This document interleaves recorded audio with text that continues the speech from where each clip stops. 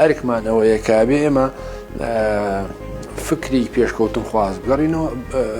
گوێزینەوە لە ڕێگای کارەکانمانەوە بۆ ئەم کۆمەلگایە و ئاستی و شیاری خەڵک بەرینە سەرەوە پەرا دێن بە هەموو فکرێکی ئینسانی خواست و هیومانستی و ئازادی خواست وەرکە لە خزمەت ئینسان و کۆمەلگای بەشەریایە تێگەیشتنە لە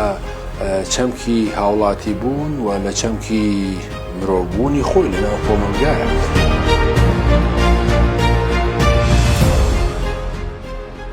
گرنگی ئەم دەستگا و موسسانە لە ناو کۆمەلگایە لە ڕاستیا چەند بۆدێکی هەیە ینی یەکیان پەیوەندی هەیە بە دوواداچوون و لێکۆڵینەوە و دراساتی خۆڵ سەبارەت بە پێداویستەکانی کۆمەلگای مرۆڤایەتی لە ناو سیستەمە سیاسیانەیە. دوجار بەشێکی تری پەیوەندی هەیە بە برنەسەری وشیاری تاکەکانی کۆمەلگا بۆ ئاستێک کە بتوانێت بیر بکاتەوە و گومان بکە و داخوازیەکانی سەقفی داخوازیەکانی بەرێتە سەرەوە بەرامبەر بە دەوڵەت و بەرامبەر بۆ موسساتەکانی و تێگەیشتنە لە چەمکی هاوڵاتی بوون و لە چەمکی مرۆڤبوونی خۆی لەناو کۆمەلگایە و لەگەڵەوەشە پەیوەندی هەیە بە قسەکردن یا با بڵێم سێرچ و راپۆرت و لێکۆڵینەوەی ورد لەسەر هەموو ئەو بەحس و بابەتانەی کە دەوڵەت ڕەنگە درکی پێنەکە و کۆمەلگا نەیزانێ و تاکانی کۆمەلگا پێی پێنەبن ئەوە توانێت لە ڕێگای ئەم سێرچ و داتا و لێکۆڵینەوەوانە هەموو ئەو وڵام بەو پێداویستیانە بداتەوە کە لە ناو کۆمەلگای هەیە. سەبارەت بە موسسەیەکی بە تایبەتتر وەکەوەی ئێمە ئەم دەستگای ئایدیا بۆ فکر و لێکۆڵینەوە لە ڕاستیە ویستم بڵێم هەرکان لەو موسسانە ئامانج و ئارمانێکی تایبەتی ئستراتیژیکی تایبەتی هەیە. سەبارەت بۆ موسسەی ئێمە لە ڕاستیە ئێمە ئامانجەکەمانەوەیە پێمان وایە لە لای ئێمە فکر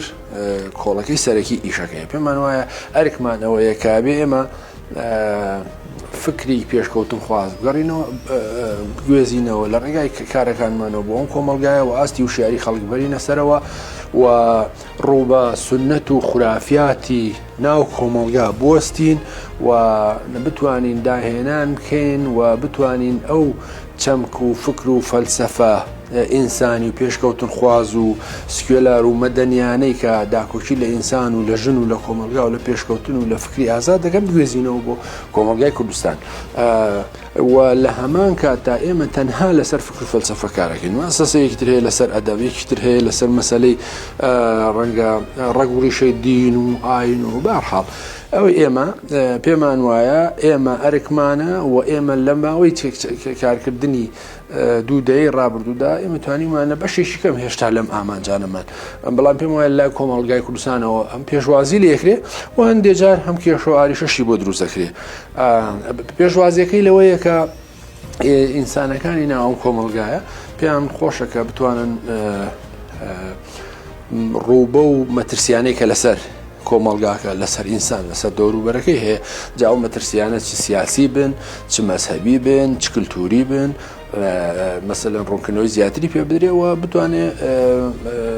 خۆی لە پەنا ئەو ئایدیا و بیر و باوەڕی ئێمە ببینێتەوە. هەندێکیشەیە پێ وایە ئەم نهجی کارکردنی ئێمە مەترسیە لەسەر بیر و باوەڕەکانیەوەن یان نەقدکردنی ئەوانە لە کاتێکە کە ئیشە ئەسڵەکەی ئێمە ئەوەیە کە ئێمە نەقدی وەکوتم ئێمە پەرا دێن بە هەموو فکرێکی ئینسانی خواست و هیومانستی و ئازادی خواست وەرکە لە خزمەت ئینسان و کۆمەلگای بەشەریایە و لە هەمان کاتیان نەقد و ڕەخنەی هەموو ئەو ئیدیۆ و ئاین و فکرانە ئەکەین کە مەترسین لەسەر کۆمەلگا و بەشێکن لە خورافیات و مەترسین لەسەر تاک و ڕێگەرن لە بەردەم پێشکەوتنی کۆمەلگا و کۆمەلگای بەشەری.